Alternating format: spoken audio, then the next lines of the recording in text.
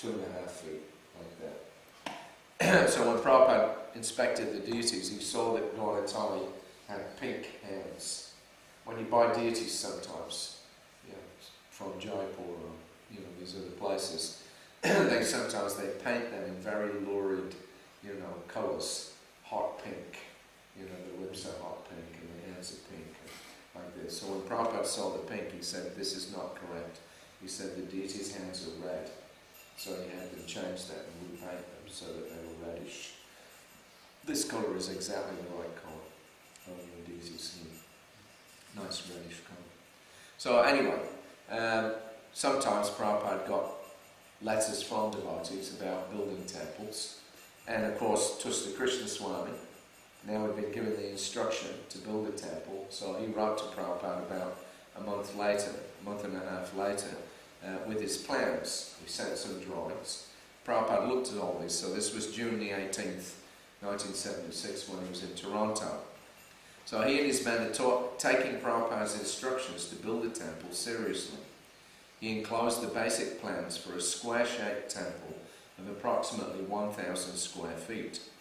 It has a central dome with 4 smaller domes on each corner. So over the middle there was a dome, and then so each dome, square at the base and rising to a point, will display one of the 4 symbols of Lord Vishnu: conch, lotus, disc and club on its outer surface. On the single central altar, the main deities will be Sri Sri Gaurnitai, made by one of their own men, Damyadas, from either brass or imitation gold. He also requested permission to install the deity of Lord Nrsingadev. He proposed to have the interior of the temple decorated with panels of wood or plaster depicting Chaitanya Leela. And they have chosen a site on a hill, which he said will make it a landmark in the Auckland area. They intend to begin work on Janmashtami. So Prabhupada made a few corrections in the temple design, and he asked him to style it after our Vrindavan temple, with 3 domes situated over the top of the deities and not over the darshan area. Nor did he approve the placing of the symbols of Lord Vishnu. He included a simple hand-drawn sketch to show what he wanted. As for the deities, he said that Guru Garanga should be on the central altar, Lord Nrsingadev to their right, and Lord Jagannath, Subhadra and Baladev to their left. With Jagannath deities, he said that they could also have Rathayatra each year. That's interesting, because he just installed Jagannath in the ISKCON temple in Auckland, and now he was telling Tusta Krishna, who was our competition, to also have Jagannath and to also have Rathayatra. Anyway, so that couple of points there, that Prabhupada didn't like domes being over the darshan area. He wanted the domes over the temple, because the dome is supposed to signify the position of the deity. So this also came up in another question from another temple, which we'll talk about in a minute. But also it's interesting there that Prabhupada agreed to have the deity of Lord Nrsingadev. Now in ISKCON there were no deities of Lord Nrsingadev. We worship Lord Nrsingadev, because we sing the mantra after the arati every evening. And every temple had a picture of Lord Nrsingadev, but nobody had deities of Lord Nrsingadev. And of course, our preference in Gaudiya Vaishnavism is that we worship Radha and Krishna. And of course, Gaurnitai or Guru Garanga, these are our main deities. And Lord Jagannath, who is directly Krishna also. But generally we don't worship Lakshmi Shringa, we don't worship Lakshmi Narayan, because that mode of worship is not exactly Gaudiya Vaishnava. It's more, Aishwarya in opulence. Of course, Prabhupada said that we do worship our deities, even our Radha Krishna worship is also Lakshmi Narayan worship in its mode. We worship them in Aishwarya or in opulence. We don't worship Radha and Krishna in Vrindavan Leelas. So, at the same time, we don't install Lakshmi Narayan. We have Radha Krishna, two-armed Krishna with the flute. So anyway, this was the first and only instance that I know of where Prabhupada had permitted the devotees to install Lord Nrsingadev. Now, they didn't mention whether they were going to have Lord Nrsingadev with Prahlad or with Lakshman. But anyway, it's just a small point there about that special kind of worship. In fact, later on, when Yasodhanandan Swami was planning to go to stay in Australia, he informed Prabhupada that he was going to install the deity of Lakshmi Nrsinga on the altar in Melbourne. The Prabhupada told him not to. But the reason was because he didn't want the devotees to be distracted with too many deities. He felt that if there had too many deities, then it would cut down the preaching time. So, a few points. Anyway, so later on then, on May the 19th, Prabhupada was in Hawaii, and he just spent about a week in Fiji. He'd done the foundation stone ceremony for their temple in Matoka there. So he got a letter from Upendra, who was preaching in Fiji at that time, and he obliged Upendra with the answer to a technical question about the temple design. Upendra suggested moving the domes from the back of the building, where the deities will be housed, to the front in order to appear more impressive from the roadside. So they'd got the foundations, actually were already in when Prabhupada got there, and he had done the foundation stone ceremony. They had also, when they had asked about building a temple, Prabhupada had also advised them to build something in the style of our Krishna Balaram Mandir with the three domes. And similarly, when Govinda Maharaj wanted to build a temple in Bhubaneswar in late 76 and early 77, they had discussions with Prabhupada. Prabhupada told him the same thing. You build a temple like our Krishna Balaram Mandir. So Prabhupada liked that design, those three domes there. So now Upendra anyway, a month later, he was asking, actually it would be better if we have the domes at the front of the temple because people will be able to see the temple easier. So Prabhupada disagreed. The domes must be over the three deities. The domes should not be brought to the front of the temple. Their place is over the deities, whether they are visible to passers-by or not. So, some significance. I don't know the technicality of why the dome should be over the deities, but I presume it's just simply that it signifies the exact spot where the deities are, so that anybody who does see the domes, they know immediately that's where Krishna is. Now, one exemption to that was our Hyderabad temple, which I mentioned. Prabhupada opened in August of 76. So we'd flown down there. We got back to Bombay from from the world tour on the evening of the 13th of August, and then on the 17th we had flown down to Hyderabad for the opening. So the temple room is big enough to hold at least 800 people, and it extends so high that the first floor of the building is actually a mezzanine to it. The first floor, apart from Srila Prabhupada's rooms, houses the Brahmachari ashram. The top floor has 6 rooms for brahmacharinis, guests and life members. Dominating the building is a 60 feet high dome, designed as a replica of the Madana Mohan temple in Vrindavan, and capped with a Kailash from Kumbhakonam in Tamil Nadu. For structural reasons, it could not be placed directly over the deities, and it sits over the centre of the roof. So they only had a very small space, and so they had to build it, in the middle of the temple. So Prabhupada allowed that, there was no choice, but otherwise the preference was over the deities. Of course, Radha Mohan temple in Vrindavan is an example of, it's a single dome, and the deities directly in the middle of that, of course, but the whole temple basically is just a dome, that's it. So now another question about construction of temples. On May the 4th, Prabhupada was in Hawaii. He got a letter from New Vrindavan, Kirtananda Maharaj. So he described the ongoing development of the palace that they are building for Srila Prabhupada, putting in a strong bid to have him come and stay permanently there, saying that in the peace and quiet he could do his translation work. He asked if they could build a bigger, grander temple for Sri Sri Radha Vrindavan Chandra? And if so, could their lordships be moved to a temporary location during construction, or should the new temple be built around them? So they weren't sure. The deities were already in the temple. Now if they wanted to build a bigger temple, do they move them? Or are you not allowed to move deities like this? So Prabhupada's reply was short, avoiding a response to the suggestion of his remaining there. He simply approved the idea of a new temple for the deities.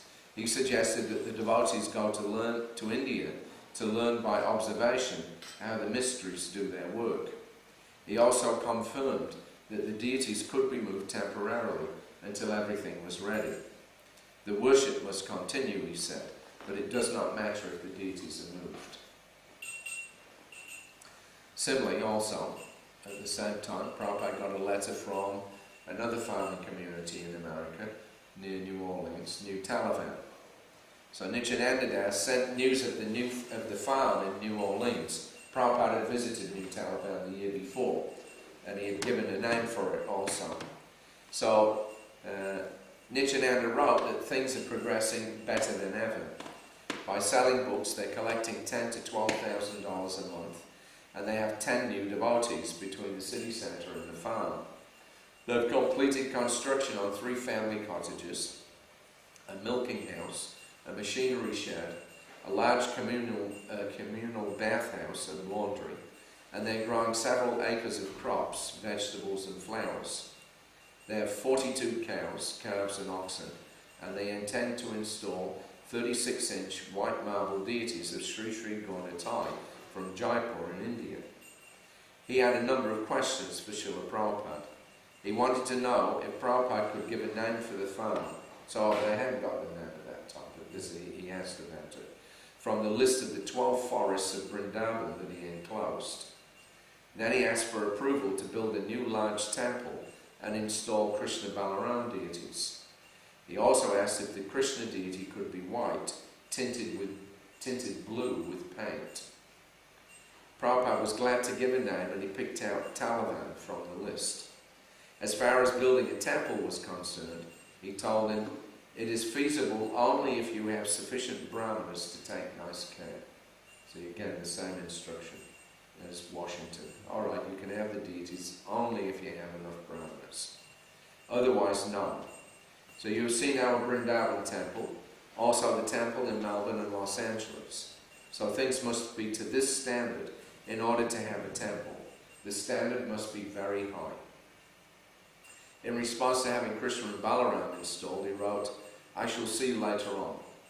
And they were thinking, New Taliban or one of the forests of Vrindavan, they were going to get that name. So Krishna and Balaram are in Vrindavan. So Prabhupada said, I shall see later on. And he said, you cannot paint the deity with paint to make it bluish. Do not manufacture ideas. What is standard you must follow. Do not make it a farce. So you have to be very careful. Prabhupada was against altering any deity once that they arrived. However they were, from the Murtiwala shop, that's how you had to install them. Again in New Zealand, when they had put Radha Giridhari, then Radharani, she had a little lotus flower carved out of marble. She was holding that in her hand. So when they installed her, they actually chipped out that flower so that they could put in a fresh flower every day. Prabhupada was very angry. He was very angry with them. He told them, you think these are just dolls. That was part of the deity, and they chipped it out. It was mental concoction. And then another thing that they wanted to do was that they wanted to put the deities on a revolving platform. Because the deity room, they were going to put a window in the back, and there was a nice garden outside. So they thought in the daytime they could turn the deities around so that they could look out onto the garden. So again, another mental concoction. Prabhupada said they're not rolling stones. So, anyway, we have a standard. We had our temple, Radha Krishna worship. That was the standard that Prabhupada introduced. Now, to get back to Nellore, I mentioned that the sisters there were up to something sneaky. So we didn't really suss it out when we first got there. We knew something was going on, because of just their attitude, and the fact they were meat eaters. So it was a little strange. So anyway, this is January the 7th, it was our last day there. Prabhupada had already put an antushesha and the foundation stone. It had a whole big ceremony. Hundreds of people came. The devotees have been going out chanting and making hundreds of life members on the promise that we were going to have a temple there. So now, after much delay and frequent requests, now nearly at the end of Prabhupada's stay in Nellore, the deed of gift for the 2 parcels of land has finally been produced. But it is a gift with many conditions. Scrutiny of the fine print revealed several dubious clauses. Prabhupada sat at his desk as Gopal Krsna and Mahamsa read out the details. One clause insisted that the 2-acre plot, which was that was a vacant piece, 2-acre plot, and that was given to us immediately, and that was where the foundation stone was laid, and that was where the temple was going to be built. So one clause insisted that on that 2-acre plot, a temple, a comparative religious studies library, and a meditation hall be built. This was one of the conditions. Prabhupada shook his head. He said, as far as we are concerned, we have no use for such things. A temple with the deities of Radha and Krishna is sufficient because they are the only objects of our meditation. Moreover, Vedic knowledge is complete, so what is the need for comparison? So, another clause in that was that we had 3 years to complete this complex. And it stated that if after 3 years it was not yet completed, the land would then return back to the sisters and they would be allowed to give it away to some other religious institution or charitable institution, such as the Ramakrishna Mission of Calcutta. So when Prabhupada saw that, he knew what was going on. And he explained that actually this is a trick. They'll get us to come in. He said, because these are the people, they have no money. We were the only organization that was building new temples. So he said, this is a trick. These 2 sisters, one of them was a widow and one was never married. So he said, they're easy prey for these so-called sannyasis from this particular mission. Because they have no standards, they have no rules and regulations. They're supposed to be sannyasis, but they eat meat, they drink. And they womanize, and everybody knows it. So he said, these 2 women, they've been victimized by these people. And they've been put up to this, that you give this land to this ISKCON organization.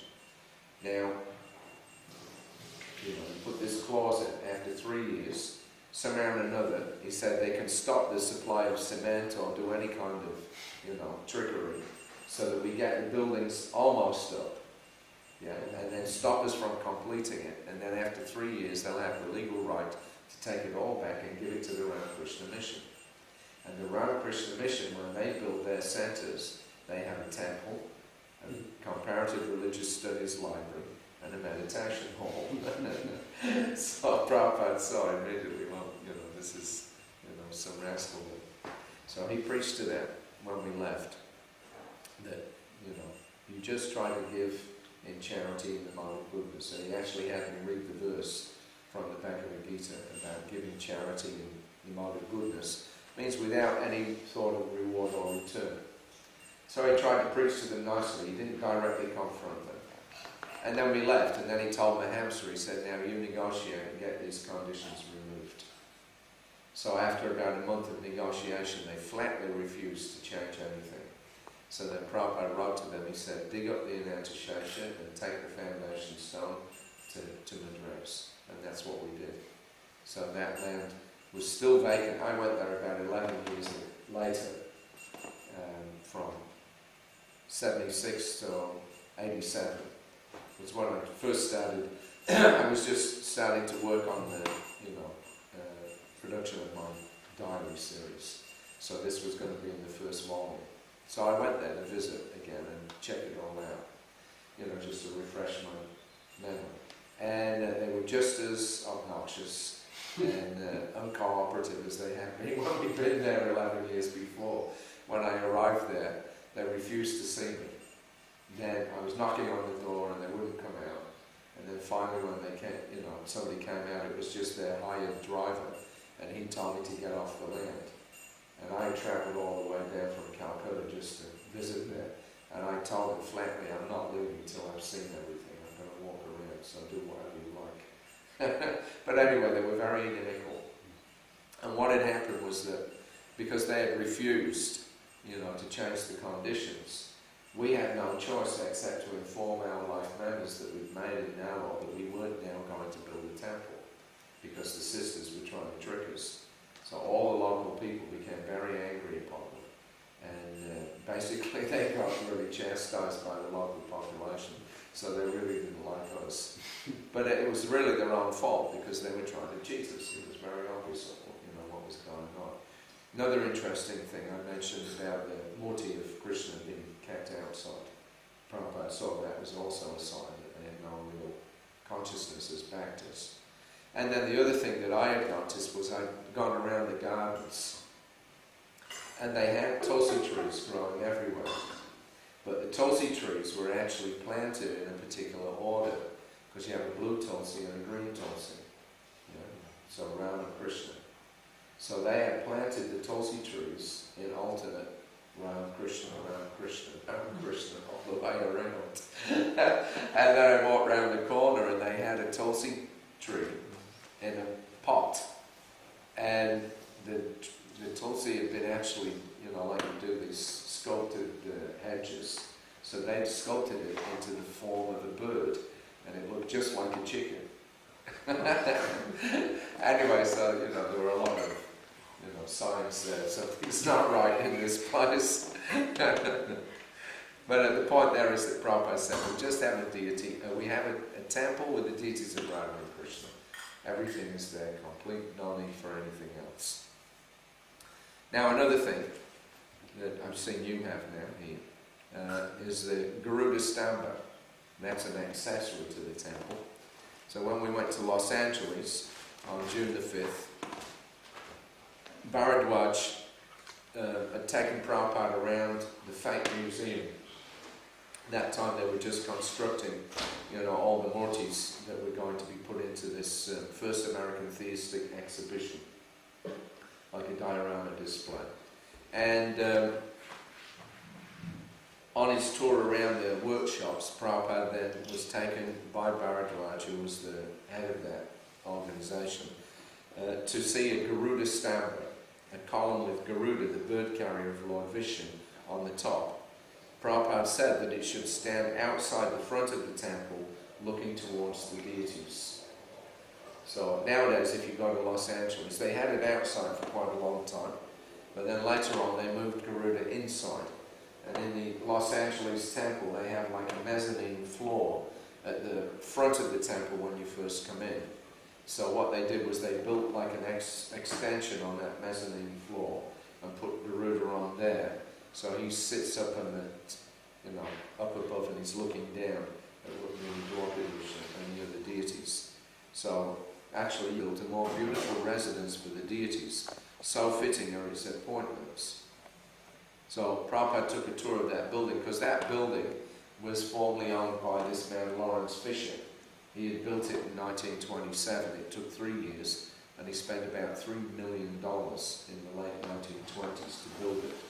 It was built as an imitation or a small version of Versailles, and everything was completely opulent in every respect. It was a fabulous mansion, because we still have it, and you could even sail in from the canal. You could sail in under the house and park your boat and go upstairs. It had a garage for about a dozen cars, and every room was done with gold leafing and all kinds of wonderful ornamentation and stuff.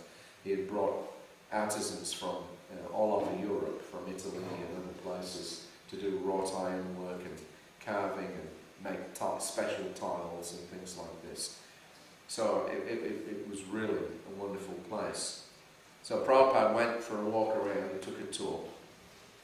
Going into the main entrance at the centre of the building, he walked through an impressive tiled vestibule into what was once a marble floored ballroom. So he had, he used to have big parties, and he had this ballroom built in the middle of the house, and it had a marble floor. This is now the beautiful temple room. 2 floors high. It has a slightly domed ceiling, painted blue and white, resembling the sky with clouds. Hidden lights produce a soft glow to imitate the dawn. Decorative columns, mirrored archways, and sculpted, artificially turreted windows run down each side of the room to give an amazingly realistic impression of being in a Venetian street. So, just going down, these little archways were there, and then these windows were, arch windows were coming out. It just gave you the impression that, the sky was above and you were in the middle of an open street in Venice. That was the idea. So on the inside of the entrance there is a small mezzanine floor under which the devotees have placed Prabhupada's Vyasa. At the far end there is a ready-built alcove behind 3 archways which houses the deities, and then in another archway it leads through to the back of the deity room to a small paraphernalia area. So, even there was a deity room there, complete with 3 arches, and that I think had been the place where, the band used to sit when he was having his balls. So the band would sit in that alcove, and then everybody would dance on the floor there. So above the deities, there is another mezzanine floor with an area sectioned off for Tulsi Devi. Prabhupada commented that the only drawback was that the temple room is a little small, and it was not good that people could walk above the deities. So the pujaris had to go up. They had Tulsi up there, but that meant that the pujaris were walking above the deities, and Prabhupada didn't like that, so he had to change that.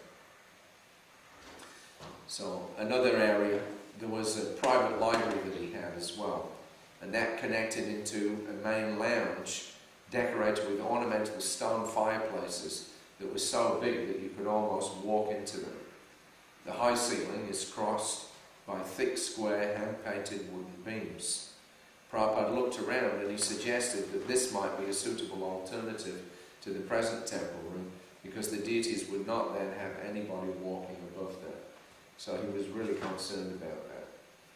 Of course, in Mayapur, I mentioned how Prabhupada had built this first guest house, the Lotus building, and initially they had the deities underneath the guest house. So the position where the deities were, there were 3 floors above them. So on each floor they had put like a small cement dome just to mark the spot where the deities were, so that nobody could walk directly over or above the deity. So we mentioned about the brahmanas, the thing about having enough brahmanas, that you have to keep the standard very high, and that means don't install deities or build temples unless you can actually manage it and you have enough people to look after the deities properly. So yesterday I mentioned about South Africa, so this is that story here. June the 15th, 1976, Prabhupada was in Detroit. Since Push to Krsna is the GBC for South Africa, Prabhupada urged him to initiate Rath Yatra in Durban, because the large Indian population and the favourable response that the devotees are getting would ensure good success. Push to Krsna was a little bit doubtful. He had already advised the devotees to wait because there are so few devotees in the yatra. But Prabhupada still asked him to do it. He said they could easily manage it with help from the Indian population. And as far as worshipping the deities is concerned, they already have some worship going on. So he said, if you are already worshipping Gauratai, then along with Jagannath, where is the difficulty? Well, we only have 2 brahmanas in South Africa, Pushta Krishna explained. No, 1 brahmana, half a brahmana will do. Only 1 hand will do, Prabhupada told him. He said that they could start off as they had in San Francisco, with an open back truck. This was for the Rath Yatra. When Pushta Krishna asked permission to have it in January, which is the summer there, Prabhupada approved, and he added that this would give them time to build a full-sized Rath. So when it was a question of preaching then, he was willing to make some concession. All right, half a brahmana, just one hand. Anything, but do the Rath Yatra. Now, other aspects, of course, normally when we installed deities, most of the deities were actually purchased from India. And sometimes that was a problem. There were numerous instances where temples had ordered Radha Krishna or Gauratai, then when they arrived they were broken because they'd not been packed properly. The Murtiwalas were not used to shipping them, overseas, and they would get tossed around on the docks, etc. So very often, devotees would open up the boxes and then their arm or hand or something was broken off. Then you couldn't install them. So when we had arrived in Melbourne on April the 20th, I had been assigned to cook Prabhupada's breakfast. Banu Maharaj was using the main kitchen to cook Prabhupada's lunch. So I was making Prabhupada's breakfast in the Australian travelling Sankirtan bus. So they had a single-decker bus that they converted. And they had these brass Gauratai deities that they would travel with on the bus. So the second of three talented devotee brothers, Bhaskara Das, had made the handsome brass Gauratai deities that are installed in the bus right here on the Melbourne Temple premises. Prabhupada was very pleased to hear that they had been fashioned locally, but when I told him that they had hollow cores to make them lighter and therefore easier to travel with, he said that was not so nice. But anyway, he was really happy that they'd actually made their own deities. And Prabhupada had suggested that several times to the devotees. Why buy from India? Make them yourselves, make them locally. And in some temples they started to do that. So this devotee, Bhaskara, he had learnt the whole process of metal casting. He made the molds and he cast them right in the back garden. And they came out very nice. Actually, they're still being worshipped. I think they're in Brisbane right now. So another set of deities that were made by the devotees was Panchatattva in Hawaii. So when Govinda Dasi went there, of course they called the Hawaii temple New Navadvip. So in the Navadvip mood, they decided to have Panchatattva deities. So the original deities in Hawaii were made from papier-mâché. They weren't even, they weren't wood or, resin. They were papier-mâché, and they worshipped them for many years. So anyway, then later on, in 76, there was some talk about replacing them because they were starting to, suffer some wear and tear. So upon arrival, Prabhupada went into the temple room, this is May the 3rd, to see the beautiful Panchatattva deities, the only ones in the movement. About 3 feet tall, they are fashioned from papier-mâché, again the product of Govinda Dasi's devotion. Handing his cane to Siddhaswarup Maharaj, Prabhupada stepped forward and offered his prostrated obeisances to their lordships. Bharat Das then offered him Charanamrita, and because there was no towel, Sukadeva Prabhu held up the end of his dhoti for Prabhupada to wipe his hands on. So on May the 6th, after a couple of days, then there was some discussion.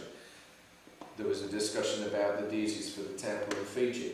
Prabhupada had told Vasudeva Prabhu, who was the leading man there, that they should have a deity of Kaliya Krishna. That was another unusual deity that Prabhupada installed.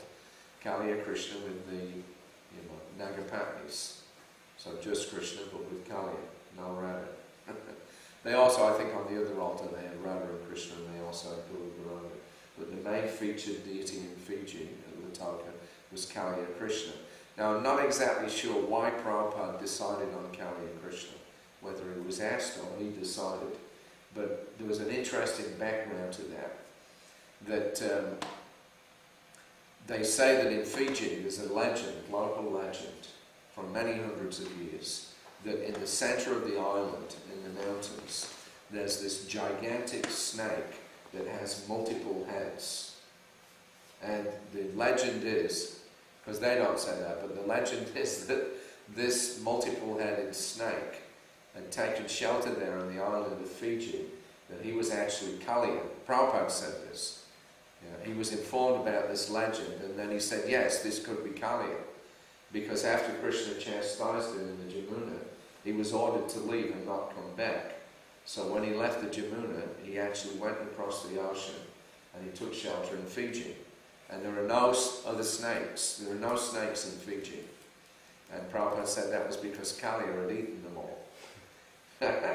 So anyway, this is the local legend that there's this multi-headed snake. So Prabhupada just decided to have Kali and Krishna installed in Fiji. So on the 6th of May then, Prabhupada saw Govinda Dasi again and requested her to make the deities for the new Fiji temple. In particular, they discussed the pose of Kali Krishna, Lord Krishna dancing on the head of the snake Kali. This will be the central deity in the 3 altars. She is to organize the manufacture of the deities with Bharadwaj, ISKCON's leading diorama artist in Los Angeles, who made these deities that you have here. So again on May the 8th, 2 days later, Govinda Dasi again came to see Prabhupada after his afternoon nap. She's been taking his request to work on the new deities for Fiji seriously, and she showed him clay models of Gaunitai for approval. Her idea is to make an original mould and then to cast copies of the deity in a light but durable resinous material which looks like marble.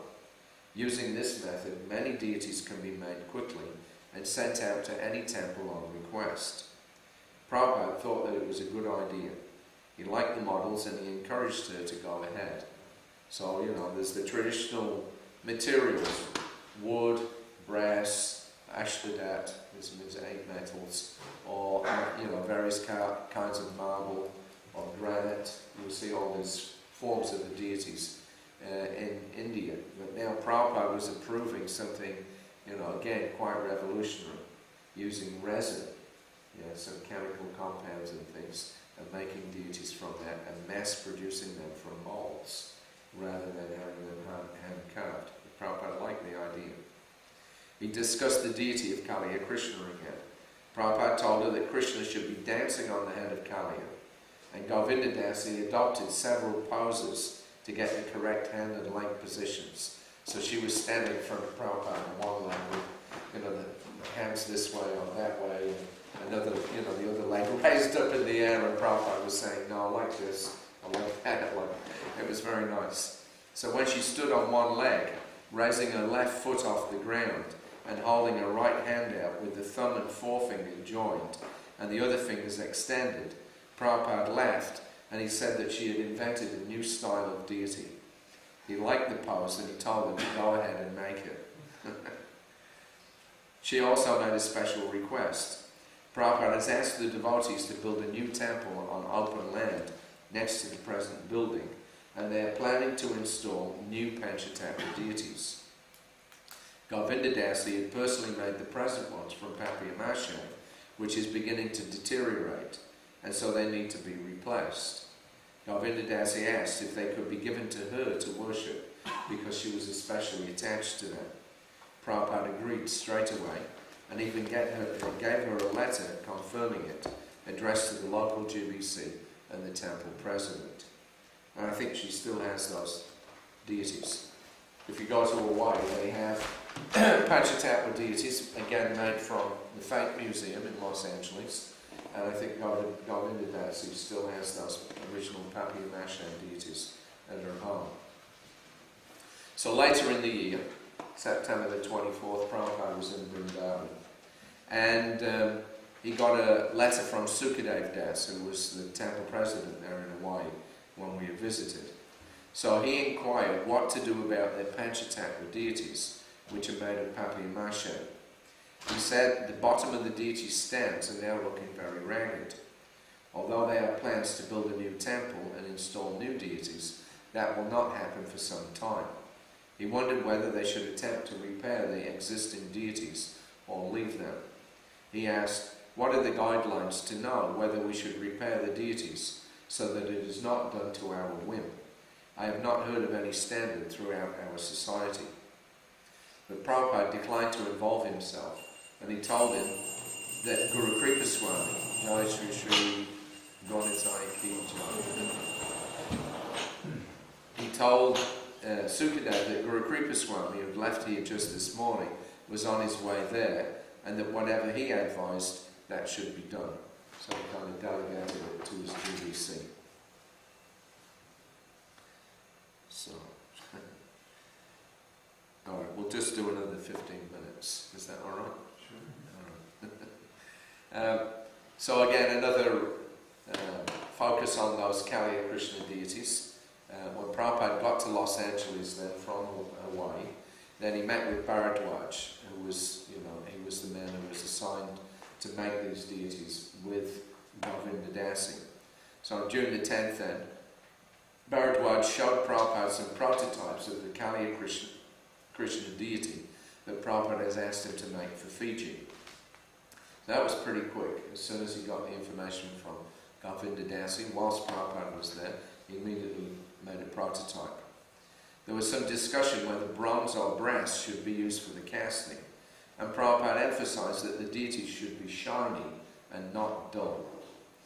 Prabhupada told him to get quotes for casting from India.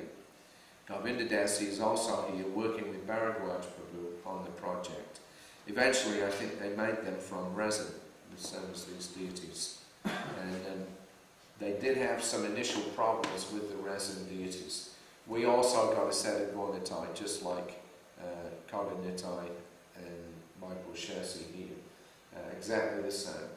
We got them for our Adelaide temple. But what happened after a year or two was that there was some problem in the casting, and Lord Nityananda started to lean over from the ankles.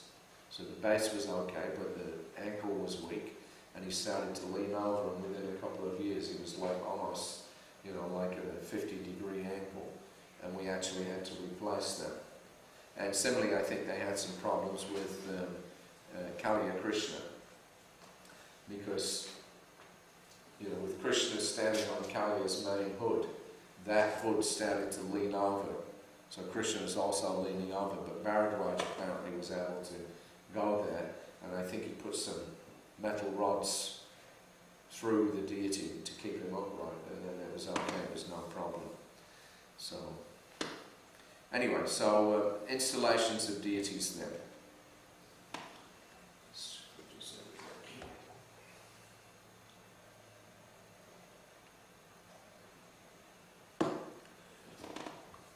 So there was a process for installing the deities. I mentioned how Prabhupada had hired these brahmanas in Vrindavan to do the deity installation there at the opening of the temple, because he was concerned, that the local people would not think, oh, these are not properly installed. It's, the Malecha Yavana thing. So he had the local brahmanas come and do that. Had to pay them a lot of money, but they did it. When we did the installation of the deities in Hyderabad, that was done by some South Indian brahmanas, Sampat Kumar Bhattacharya. He's dead now, he died about 10 or 15 years ago. Very, very nice man, wonderful devotees, and they did the whole installation in Hyderabad. I think they didn't charge any fee or anything, they just did it, They were real brahmanas. So anyway, when Prabhupada would install deities in our ISKCON temples, then there was one thing that he did insist on. So when we were in Detroit on June 15th, after the regular morning program, Prabhupada presided over the installation of Sri Sri Gornitai. Then he awarded 18 first and 18 second initiations. Pradyumna Prabhu conducted the fire yajna. The sacrificial arena was set up in the center of the temple, with Prabhupada's Vyasasana at one end and the deities at the other. The whole place was decorated with festoons and flags atop long poles. Flowers formed a decorative fringe along the back of the Vyasasana. Prabhupada got annoyed with Pradyumna because he didn't have a copy of the prayers from the Brahma Samhita, which Prabhupada said must be chanted when the deity is installed. Prabhupada said that Pradyumna has so many books, he travels with a whole trunk full of them, and he's supposed to be a pundit, but when he has to do something practical, he is missing precisely what is required. Prabhupada himself led the devotees in a word-for-word responsive chanting of 26 of the verses, as well as the opening verse from the Chaitanya Charitamrita Adilila, Volume 1. As he did this, Pradyumna performed the bathing ceremony of their lordships, accompanied by the blast of conches and the ringing of bells. So that was one thing that Prabhupada told us: you must chant the Brahma Samhita when you're installing the deities. Because it was a standard practice whenever we used to have fire sacrifices. You know, there'd be mantras that were chanted by the lead priest, but we always used to have on each corner a devotee, with one devotee reading Nectar Devotion, one devotee reading the Bhagavatam, one devotee reading Chaitanya Charitamrita, and Bhagavad Gita, like that. So always chanting was going on. Prabhupada asked for those things. So the Hyderabad temple opening.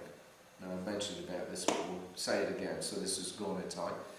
Prabhupada on August the 16th, he gave a little speech. Then he entered the temple building and went straight behind the altars to see the deities. They were impressive. Sri Sri Radha Mohan, standing 6 feet high, and alongside them, of equal height and beauty, stood the newly carved white marble forms of Sri Sri Gaunitai.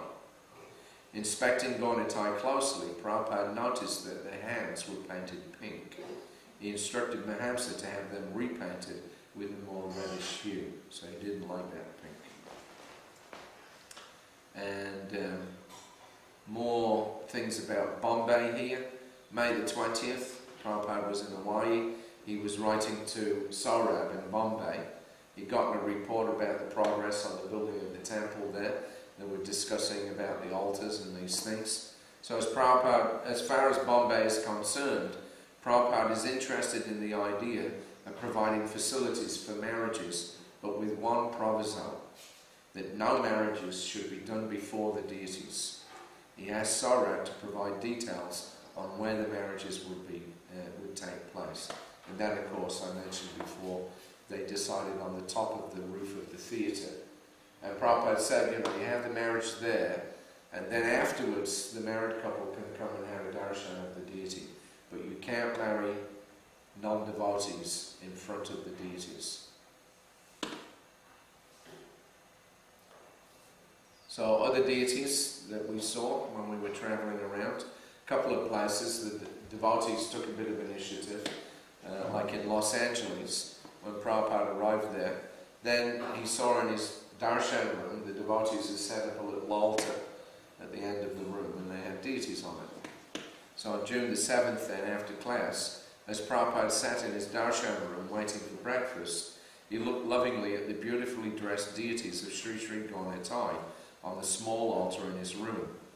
He was very appreciative of the service that the devotees are rendering to their lordships. When he goes out for his walk each morning, a team of ladies come into his quarters and clean everything very thoroughly. They bathe and dress the deities in a different outfit every day. The altar is decorated with fresh flowers, and the whole atmosphere is purified. I have not asked them to worship the deities, but they are doing it so nicely, Prabhupada told me. This is genuine devotion. So he liked that. They just did it on their own initiative, and Prabhupada was very pleased. And similarly in New York, they were also doing the same thing. In Prabhupada's main darshan room, they had a little altar and they put deities on and they were looking after them. Again, Prabhupada was very happy with that. So that's a few general things about deities, installations, temple construction, etc. I'm going to finish at this point, and tomorrow we'll continue on. There's a section here about Gaunitai, so a little bit of extra nectar about. We've already read something about Gaunitai, but there's more focus on that in particular. So any questions or comments up to this point?